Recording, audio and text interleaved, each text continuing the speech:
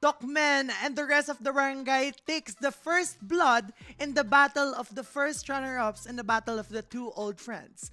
Welcome to the analyst segment and magandang buhay, Aunt Kinara. And dito sa analyst segment, susubukan nating himay-himayin ang mga nangyari sa game number 1. Kaya naman, let's break it down. Starting with the match MVP of the day. Makikita natin kung gaano naging ka-impactful yung performance nitong si Berto. Kasi ganun yung tono kasi ang daming But then, it has got to do with the fact na yung utility jungler ng side ng Smart Omega Neos did so well in protecting him, which is why naging madali yung buhay nitong si Berto in the gold lane. Kung papansinin natin, early triple kill for Okir in his Vexana, as well as yung pag-alalay ni Dokmen using his Kaja and yung Fredry ni Endoryu. If I remember correctly, isa ito sa mga rare times here in the MDL na nakita natin gumamit ng utility jungler si Endoryu. Because so far, during week 1, nakita natin gumamit itong si Endoryu ng mga assassin junglers, damage-based junglers. But now, medyo nagkaroon siya ng shift and transition in terms of being able to utilize utility jungle, and that paid off in this specific matchup. In terms of draft, wala naman tayong masasabing lugi kasi more or less it boiled down to the execution. But then again, as we have been mentioning, ang ganda ng naging rotation ng side ng barangay to the point na the space that they gave Berto in the gold lane was more than sufficient enough to ensure na una, hindi siya madadalawan, but also at the same time na magkakaroon siya ng enough opportunity to just farm down. And kung babalikan natin, no, si Dokmen, matagal nang nasa scene itong si Dokmen. And isa si Dokmen sa mga nagpauso ng paggamit ng Purify in his Kaja. So definitely, ito yung type of Kaja na kailangan nating respetuhin, specifically for the side of Gamelab Desolators as they go to game number 2.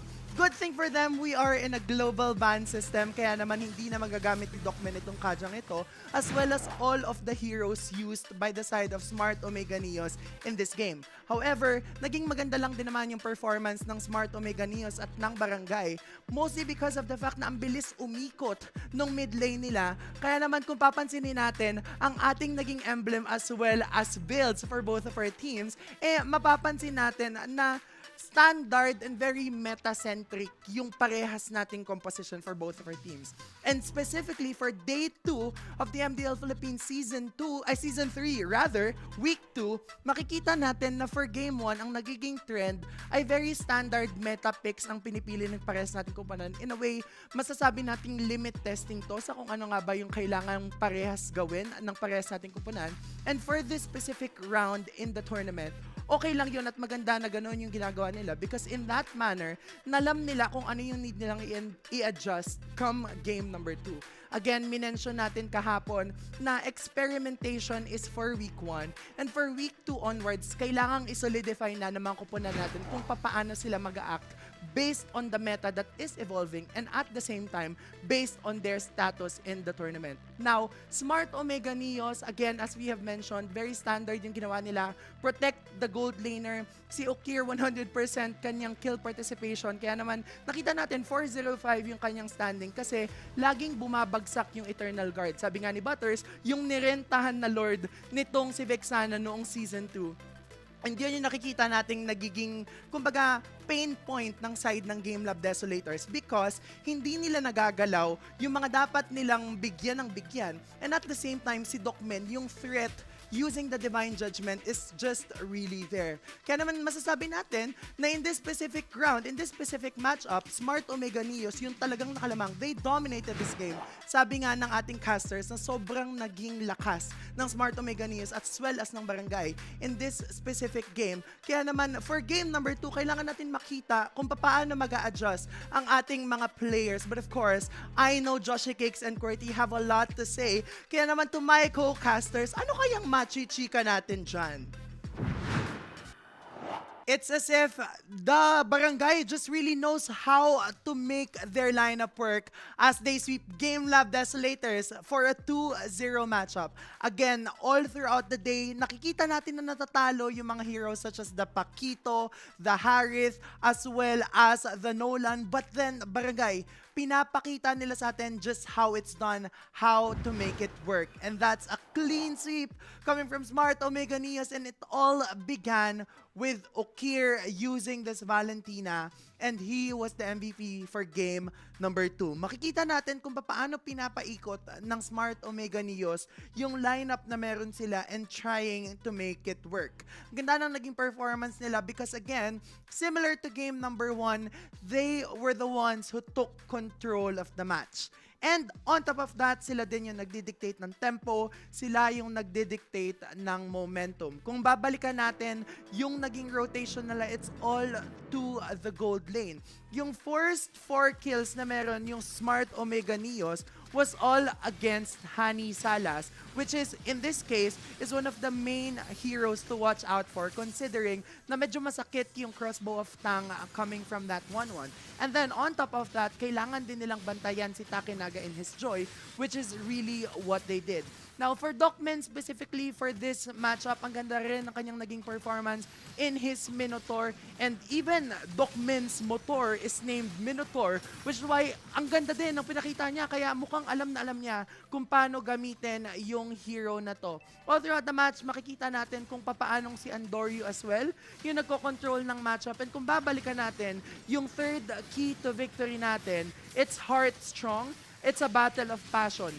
Nakausap ko yung manager ng Smart Omega Neos yesterday and sinabi niya sa akin na if there's anything that makes Smart Omega Neos stands out now, it's their passion and dedication to prove themselves again. And against Gamelab Desolators, that's really what they proved.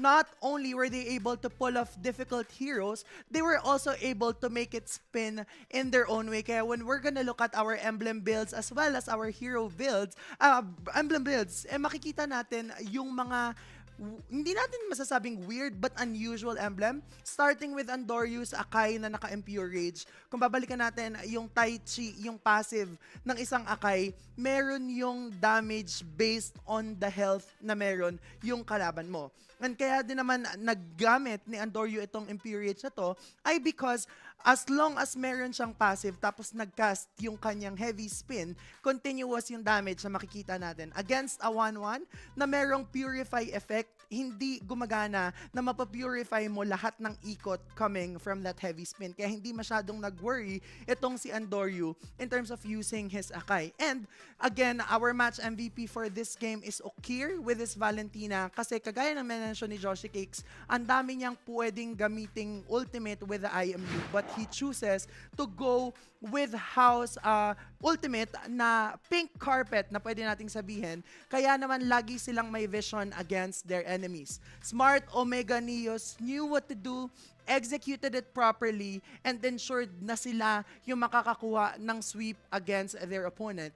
It seems as if in this specific matchup, for games 1 and 2, Docman got the better of Takinaga, his old teammate, and he came out prevailing against his former teammate. Now, for Smart Omega Neos, they need to just continue this momentum, to just be flexible as much as they could for Andoryu to be able to utilize both assassins, damage junglers, as well as utility junglers for the betterment of his team. That's why Smart Omega Neos, the barangay, wins and continues their winning stride against their opponent, which is why I'm really excited with how they're gonna perform and how they're gonna be heart strong. Kaya naman ibalik na natin sa ating mga co-casters, Joshi Cakes and QWERTY, what is up there?